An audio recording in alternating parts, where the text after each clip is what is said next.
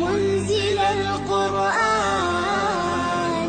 يا خالق الإنسان يا رب يا رحمن شكرا يا أعوذ بالله السميع العليم من الشيطان الرجيم من همزه ونفخه ونفثه بسم الله الرحمن الرحيم إن يوم الفصل كان ميقاتا يوم ينفخ في الصور فتأتون أفواجا۔ اللہ تعالیٰ کے فضل و کرم اور اس کی توفیق سے سورہ نبا کی تفسیر چل رہی ہے۔ اللہ تعالیٰ ان آیتوں میں کفار مکہ کا ان اعتراض کا جواب دے رہا ہے کہ ایک انسان جب مر جائے گا تو دوبارہ کیسے زندہ کیا جائے گا۔ اللہ نے فرمایا جب کفار مکہ نے یہ اعتراض کیا تو اللہ تعالیٰ نے پہلے اپنے قدرت کاملہ کی 11 دلیلیں پیش کی، اور اس کے بعد اب ان کے اعتراض کا جواب دیا جا رہا ہے کہ تم آسمان کو نہیں دیکھتے، بارش کو نہیں دیکھتے، زمین کو نہیں دیکھتے۔ یہ تمام چیزیں اللہ تعالیٰ نے پیش کی۔ ان دلیلوں کو پیش کرنے کے 2 فائدے ہیں۔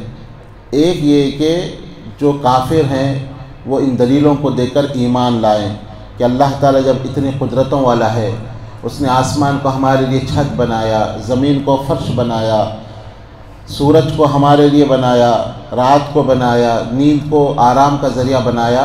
جب ان چیزوں پہ کافر غور کرے تو وہ ایمان لائے، ان کو دعوت ایمان دی گئی کہ تم ان چیزوں کو غور کرو اور اپنی ہر درمی کو چھوڑو اور اللہ پر ایمان لاؤ تاکہ تمہارا فائدہ ہو۔ اور ان آیتوں، ان نشانیوں پر غور کر کے مومنوں کو ان کے ایمان میں اضافہ کرنے کی دعوت دی گئی۔ ایک مومن جب اللہ کی قدرت کو دیکھتا ہے تو اس کے ایمان میں اضافہ ہو جاتا ہے۔ ایک مومن جب اپنے اوپر آسمان کو دیکھتا ہے، اللہ کی خلقت کو، تو اس کے ایمان میں اضافہ ہو جاتا ہے۔ اسے اللہ تعالیٰ نے دوسری جگہ اس کا نقشہ کھینچا، فرمایا الذین یذکرون اللہ قیاما وقعودا وعلی جنوبہم۔ مومنوں کی صفت بتائی گئی۔ ویتفکرون فی خلق السماوات والارض۔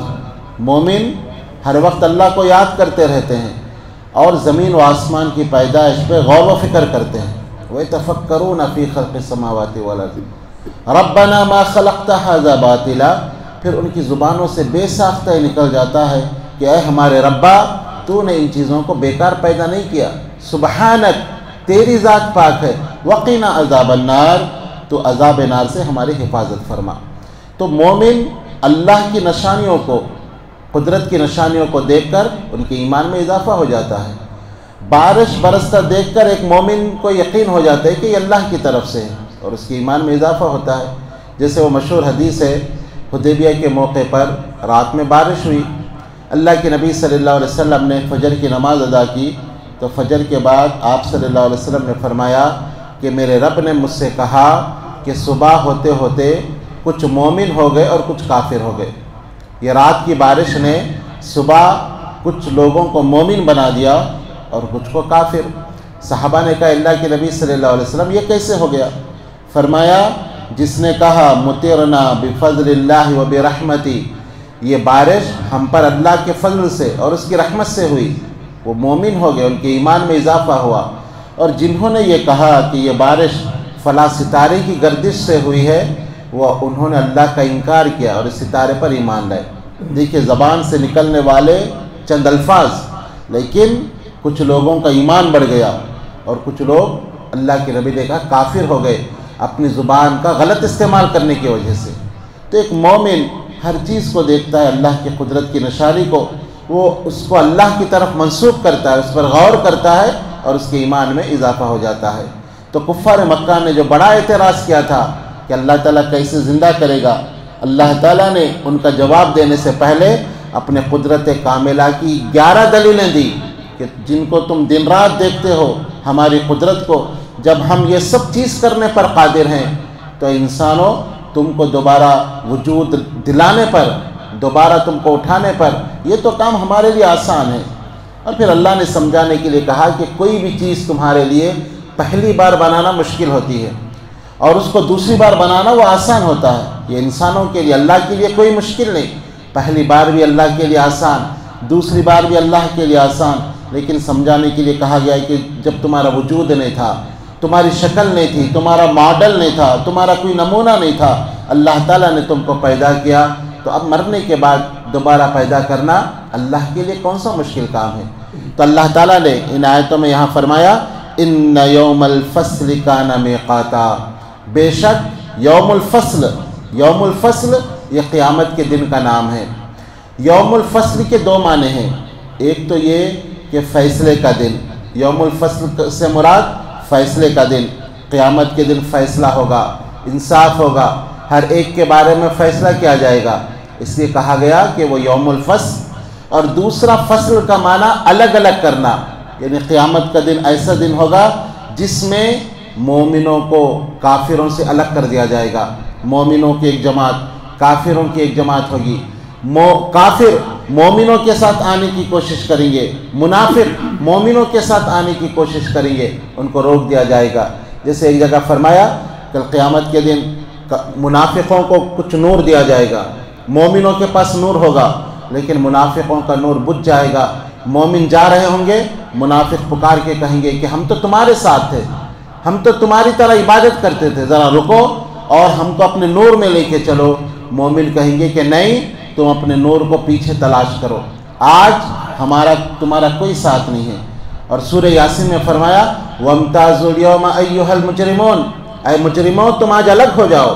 آج دنیا میں تو تم اپنے آپ کو مسلمان کہتے تھے، دنیا میں تو تمہارا نام تھا، تم مسلمانوں کے نمائندے تھے، لیکن تمہارے اندر نفاق تھا، منافقت تھی۔ آج مسلمانوں سے تمہارا کوئی لینا دینا نہیں۔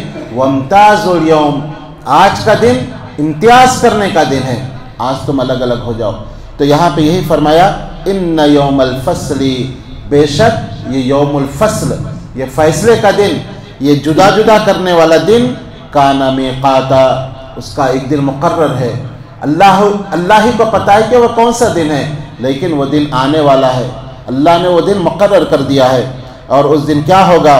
یوم ینفخ فی الصور فتأتون افواجا، اس دن جب سور کو پھونکا جائے گا تو تم سب آؤ گے رب کے پاس۔ کیسے آؤ گے؟ افواجا، فوج در فوج آؤ گے، فوج کی شکل میں تم اللہ کے سامنے آؤ گے۔ تو یہ اللہ تعالیٰ نے یہاں پر یہ دوسرے سور کا ذکر کیا ہے، جیسے کہ حدیث میں ہے کہ جب پہلا سور پھونکا جائے گا تو جو انسان زندہ ہیں وہ بھی مر جائیں گے، کائنات کا نظام درہم بھرم ہو جائے گا، سورج لپیٹ دیا جائے گا، زمین میں زلزلے آ جائیں گے، آسمان ٹوٹ جائے گا۔ جو اللہ تعالیٰ نے دوسری جگہ اس کا ذکر کیا اذا زلزلت الارض زلزالہا، جب زمین جھٹکے کے ساتھ ہلا دی جائے گی، واخرجت الارض اثقالہا، جب زمین اپنے بوجھ کو باہر نکال دے گی۔ تو پہلا سور جب ہوگا تو جو انسان دنیا میں زندہ ہیں وہ سب کے سب مر جائیں گے، انسان اچانک قیامت آ جائے گی، دودھ نکالنے والا دودھ نکال رہا ہوگا، گائے کے تھن سے سور پھونکا جائے گا اور وہیں وہ مر جائے گا۔ لوگ اپنے کام کاج میں مشغول ہوں گے، سور پھونکا جائے گا اور وہ سب کے سب فنا ہو جائیں گے۔ اللہ تعالیٰ نے اسرافیل علیہ السلام کو اسی کام کے لیے معمور کیا ہے، ان کا کام ہی سور پھونکنا ہے، ان کو اسی لیے پیدا کیا گیا ہے، اور وہ سور کو اپنے منہ میں لے کر ٹھہرے ہوئے ہیں، بیٹھے ہوئے بھی نہیں ہیں، کھڑے ہوئے ہیں، اپنی پیشانی کو جھکائے ہوئے ہیں اور نگاہوں کو اٹھائے ہوئے ہیں۔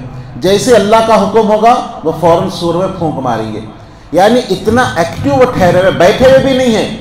بیٹھے ہوئے ہوں تو اللہ کا حکم ہو تو ٹھہرنے میں کچھ تاخیر ہو جائے گی، نہیں، بالکل اللہ کے حکم کے وہ منتظر ہیں، جیسے حکم ہوگا وہ سور میں پھونک ماریں گے۔ یہ سور گائے کے سینگ کی طرح کوئی آلہ ہے جو اللہ تعالیٰ نے ان کو دیا ہے، اور وہ اللہ کے حکم کو ادا کرنے کے لیے ٹھہرے ہوئے ہیں۔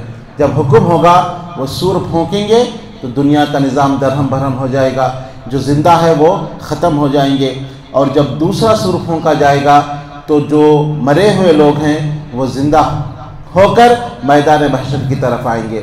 ابو ہریرہ رضی اللہ عنہ نے یہ حدیث بیان کی تو ان سے پوچھا گیا پہلے اور دوسرے سور کے درمیان کتنا عرصہ ہوگا؟ فرمایا کہ 40۔ پوچھنے والے نے پوچھا کہ اس سے 40 دن مراد ہے؟ کہا میں نہیں جانتا۔ کہا 40 مہینے؟ کہا میں نہیں جانتا۔ کہا 40 سال؟ کہا میں نہیں جانتا۔ اللہ بہتر جانتا ہے کہ پہلے اور دوسرے سور کے درمیان کتنا فرق اور کتنا فاصلہ ہوگا۔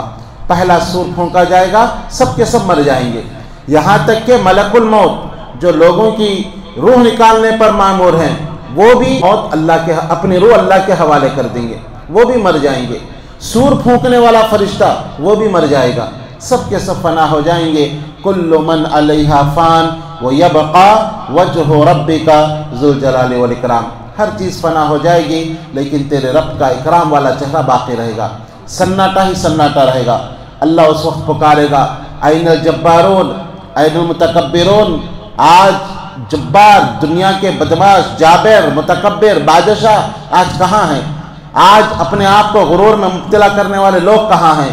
کوئی جواب نہیں آئے گا، اللہ ہی کہے گا للہ الواحد القہار، آج اللہ واحد و قہار کی بادشاہت ہے۔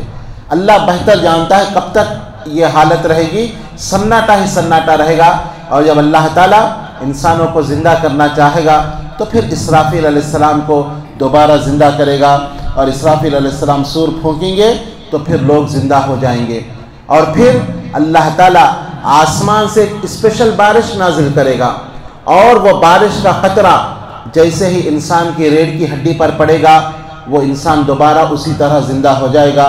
اس طرح انسان کا جسم زمین سے اگے گا جیسے پودا اگتا ہے، پودا زمین سے اگتا ہے، ہمارے جسم بھی زمین سے اگیں گے۔ نبی اکرم صلی اللہ علیہ وسلم نے فرمایا زمین و آسمان کی دوری یہ 500 سال کی مسافت ہے، اور پہلے آسمان کی موٹائی یہ 500 سال کی مسافت ہے۔ آج سائنس و ٹیکنالوجی کے اس دور میں بھی سائنس یہ پتہ نہیں لگا سکی کہ زمین سے آسمان کتنی دور ہے۔ سورج پر ابھی انڈیا نے راکٹ کو بھیجا ہے تو پتہ نہیں کتنے مہینے تک وہ سفر کر کے سورج کے قریب تک وہ جائے گا۔ سورج جو آسمان سے بہت نیچے ہے وہاں تک کی کبھی لوگوں کو ابھی تک اندازہ نہیں لگا کہ زمین سے سورج کتنی دور ہے، اور آسمان یہ تو آج تک سائنس پتہ نہیں چلا، سائنس بتا نہیں سکی کہ آسمان کتنی دور ہے، لیکن 1400 سال پہلے ہمارے نبی نے بتا دیا کہ زمین سے آسمان کی دوری یہ 500 سال کی مسافت ہے۔ ایک انسان اگر ایک تیز رفتار گاڑی میں بیٹھ کر بغیر کسی رکے ہوئے چلتا رہے، نہ کھانے کے لیے رکے نہ سونے کے لیے، 500 سال تک جب چلے گا تو پہلے آسمان تک پہنچے گا۔ 500 سال، 5 سال نہیں، 10 سال نہیں، 50 سال نہیں، 500 سال۔ اور پھر پہلے آسمان کی موٹائی یہ 500 سال کی مسافت ہے، پھر پہلے آسمان سے دوسرا آسمان یہ 500 سال کی مسافت پر، دوسرے آسمان کی موٹائی یہ 500 سال کی مسافت، دوسرے سے تیسرا یہ 500 سال، اس طرح 7 آسمان کو اللہ نے بنائے۔ 7 آسمان کے اوپر اللہ ایک سمندر کو اللہ نے بنایا جس کی گہرائی یہ 500 سال کی مسافت ہے، اور وہ خاص سمندر ہے، کل قیامت کے دن اس سمندر سے بارش ہوگی، اور وہ بارش جیسے ہی زمین پر آئے گی اور انسان کا جسم جس کو دفن کر دیا گیا اس جسم کو مٹی نے کھا لیا اور کیڑے مکوڑوں نے کھا لیا، لیکن انسان کی جسم کی ریڑھ کی ہڈی کا ایک چھوٹا سا ٹکڑا ہر انسان کا اس زمین کے اندر موجود ہے۔ آدم علیہ السلام سے لے کر قیامت تک جہاں سے ریڑھ کی ہڈی ہماری شروع ہوتی ہے وہ چھوٹا سا ایک نقطہ، ایک ٹپکا، ایک ذرہ ہر انسان کا اس زمین کے اندر موجود ہے۔ تو جیسے ہی اس سمندر سے بارش ہوگی اور بارش کا قطرہ اس ریڑھ کی ہڈی کے اوپر پڑے گا تو ہمارے جسم زمین سے اس طرح اگیں گے جیسے ایک پودا اگتا ہے، جیسا جسم دنیا میں تھا اسی طرح کا جسم، یہاں تک کہ جیسے ہمارے فنگر پرنٹ تھے، ہر انسان کے فنگر پرنٹ الگ الگ ہوتے ہیں، لیکن اسی طرح کے فنگر پرنٹ ہمارے ہوں گے اور ہمارا جسم زمین سے اگے گا، اور جیسے ہم زمین سے باہر نکلیں گے ہمیں ادھر ادھر دیکھنے کی مہلت نہیں ملے گی، فرشتہ ہوگا اور ہم سب میدان محشر کی طرف بھاگ رہے ہوں گے، ننگے پیر ننگے قدم بغیر ختنہ کے سب برہنہ رہیں گے اور سب میدان محشر کی طرف بھاگ رہے ہوں گے۔ اما عائشہ رضی اللہ عنہا نے پوچھا اے اللہ کے نبی صلی اللہ علیہ وسلم کیا مرد بھی ننگے رہیں گے اور عورتیں بھی ننگے رہیں گی؟ آپ نے فرمایا کہ ہاں، اسی طرح تم پیدا کیے جاؤ گے جس طرح پہلی بار تم پیدا کیے گئے تھے اسی طرح اٹھائے جاؤ گے۔ تو عائشہ رضی اللہ عنہا نے کہا اے اللہ کے نبی جب مرد عورتوں کی طرف دیکھیں گے تو اس وقت عورتیں شرم کے مارے مر جائیں گی۔ تو آپ صلی اللہ علیہ وسلم نے فرمایا کہ اے عائشہ معاملہ اس سے زیادہ خطرناک ہوگا، کسی کو کسی کی طرف دیکھنے کی فرصت نہیں ہوگی، سب ہیبت کے اندر رہیں گے۔ اب ہمارے ساتھ کیا معاملہ ہوگا؟ سب پریشانی کے عالم میں میدان محشر کی طرف جائیں گے۔ میدان محشر یہ ملک شام کا علاقہ ہوگا اور سب کے سب دوڑتے ہوئے اس میدان کی طرف جائیں گے جہاں سورج سوا نیزے پہ ہوگا، لوگ سب جائیں گے۔ اسی کا ذکر اللہ تعالیٰ نے ان آیتوں میں کیا ہے، یوم ینفخ فی الصور، جب سور کو پھونکا جائے گا، فتأتون افواجا، تم سب کے سب آؤ گے فوج کی شکل میں، تم ہمارے سامنے لائے جاؤ گے۔ تو اللہ تعالیٰ نے یہ منظر بیان کیا ہے تاکہ ایک مومن اس دن کی تیاری کرے اور ایک کافر اللہ پر ایمان لائے۔ اس کے بعد کیا کیا ہوگا اللہ تعالیٰ نے آگے کی آیتوں میں ذکر کیا ہے۔ اللہ تعالیٰ سے دعا ہے کہ اللہ تعالیٰ ہمیں صحیح معنوں میں قرآن پر عمل کرنے اور اس کے مطابق زندگی گزارنے کی توفیق عطا فرمائے۔ آمین یا رب العالمین۔ وآخر دعوانا الحمد للہ رب العالمین۔ سبحان اللہ بحمدہ، سبحانک اللہم وبحمدک، اشہد ان لا الہ الا انت استغفرک واتوب۔